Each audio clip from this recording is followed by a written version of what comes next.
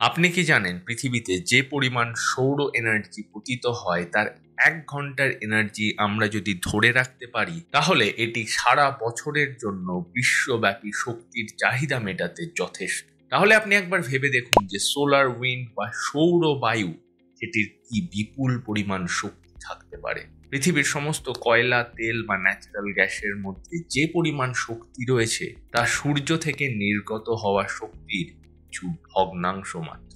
সূর্যের এই বিপুল পরিমাণ শক্তির উৎস খুঁজতে গিয়ে প্রথমেই সূর্যের গঠন বা স্ট্রাকচার নিয়ে আলোচনা করা যাক। সূর্য মূলত 3টি আভ্যন্তরীণ স্তর নিয়ে গঠিত: কোর, রেডিয়েটিভ জোন এবং কনভেকশন জোন। এছাড়াও এটির 4টি বাইরের স্তরও রয়েছে: ফোটোস্ফিয়ার, ক্রোমোস্ফিয়ার, ট্রানজিশন রিজিয়ন এবং করোনা। এদের মধ্যে কোর হলো সবচেয়ে উষ্ণ অঞ্চল, যেখানে নিউক্লিয়ার ফিউশন রিয়াকশন ঘটে এবং এখান থেকেই সূর্যের মধ্যে শক্তি উৎপন্ন হয়। কেন্দ্রের চারপাশে রয়েছে বিকিরণ অঞ্চল, যেটি শক্তিকে রেডিয়েশন দ্বারা ধীরে ধীরে বাইরের দিকে পাস করিয়ে দেয়। সূর্যের অভ্যন্তরে বাইরের দিকে অঞ্চলটি হলো কনভেকশন জোন, যেখানে ভেতরের গরম মেটেরিয়াল উপরে ওঠে এবং তার পৃষ্ঠে ঠান্ডা হয় এবং আবার নিচের দিকে চালিত হয়। এবার আলোচনা করা যাক সূর্যের বাইরের অঞ্চল, যার প্রথমে রয়েছে ফোটোস্ফিয়ার। ফোটোস্ফিয়ার হলো সূর্যের দৃশ্যমান ক্ষেত্র, যেখান থেকে সূর্যালোক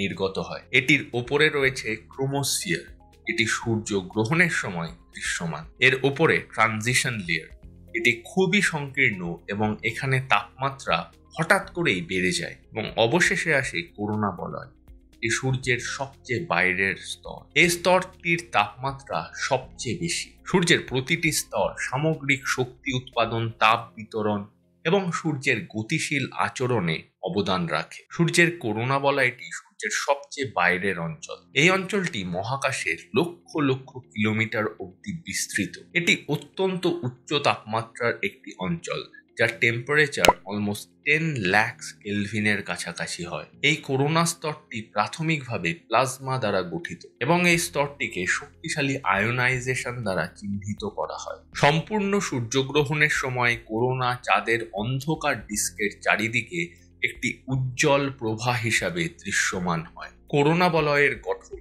জটিল এবং গতিশীল। এর গঠন এবং আচরণ সূর্যের চৌম্বক ক্ষেত্র দ্বারা প্রভাবিত হয়। সূর্যের আউটার অ্যাটমসফিয়ার করোনা বলয় থেকে প্রোটনস, ইলেকট্রনস এবং অন্যান্য চার্জ পার্টিকেল কন্টিনিউয়াসলি স্পেসের মধ্য দিয়ে প্রবাহিত হচ্ছে। প্রতি সেকেন্ডে অলমোস্ট 250 থেকে 500 মাইলস বেগে এই চার্জ পার্টিকেলগুলি সূর্য থেকে স্পেসে নিক্ষিপ্ত হচ্ছে। সুতরাং সোজা ভাষায় বলতে গেলে এই সোলার উইন্ড হলো এই চার্জ পার্টিকেলস এর স্রোত। এখন এই সোলার উইন্ড যখন পৃথিবীতে পৌঁছায় তখন এটি আর্থের সঙ্গে ইন্টারঅ্যাক্ট করে। এটি আমাদের আর্থের ম্যাগনেটোস্ফিয়ারের সঙ্গে ইন্টারঅ্যাক্ট করে পোলার রিজিয়নে অরোরাস তৈরি করে। It's like sun whispering secrets to the earth through solar wind. The idea of solar wind was not at all an overnight revelation. 1957 সালে একজন brilliant astrophysicist Eugene Parker proposed this concept. তিনি তত্ত্ব দিয়েছিলেন সূর্যের super heated corona বলয়, যার temperature almost 3 million degrees Fahrenheit, সেখান থেকে চার্জড পার্টিকেল স্পেসে রিলিজড হতে সক্ষম এবং এখান থেকেই সোলার উইন্ডের সৃষ্টি বা জন্ম হয়। এবং পরবর্তীকালে 1962 সালে নাসার মেরিনা 2 মিশন সোলার উইন্ডের এক্সিস্টেন্স কনফার্ম করে। সোলার উইন্ড কিন্তু একটি কনস্ট্যান্ট ফ্লো নয়, এটির নিজস্ব রিদম আছে এবং এই রিদম সূর্যের 11 ইয়ার সাইকেলের সাথে পরিবর্তিত হয়। পৃথিবীর কাছে সোলার উইন্ডের অ্যাভারেজ স্পিড হলো 190 মাইলস পার সেকেন্ড, কিন্তু কিছু কিছু সময় যেমন করোনাল মাস ইজেকশনের সময় এই স্পিড অলমোস্ট 600 মাইলস পার সেকেন্ডেও পৌঁছায়। সোলার উইন্ড প্রতি সেকেন্ডে প্রায় 1 মিলিয়ন টন ম্যাটারকে স্পেসে নিয়ে যায়। That's like sun releasing a massive breath the cosmos regularly. Solar wind যেহেতু সোলার সিস্টেমের মধ্যে দিয়ে প্রবাহিত হয়, সে কারণে এটি সোলার সিস্টেমের চারিদিকে একটি প্রোটেক্টিভ বাবল ক্রিয়েট করে,